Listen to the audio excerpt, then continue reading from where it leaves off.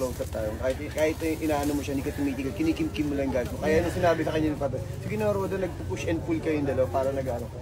So, kaya may hinga ka ng parang for the sake, sige, para huwag tayong mawalan ng pagkakakitaan, lulunod ko. Kaya tingin mo lagi kay Direk Joe, nakatingin ka. Kaya kahit nang tumitingin, kahit na naglalakad ka niya, lumulog ka, nakatingin ka sa mga mata niya na alam mo, na parang hindi ko gagawin to pero sige na. Ay ano po ba ganyan ka, parang dito mo nababaliin la, pag ganun, pag yuko mo, di ba ako ganun, di ba ako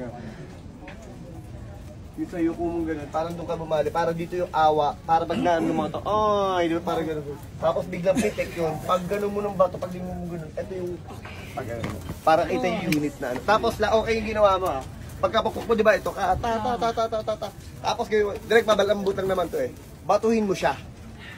Okay, kasi sa wide na wala yung bato eh. Mamaya ko close upan ko na lang dito. Pak, direct para basta pag bumato si ano, aray! Ganun ka para dating dun sa ano, sa ano may bukol ka namumula yung dito mo. Hayop ka talaga, tinding.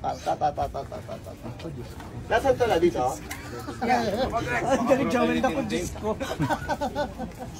Okay. Close up. Guys,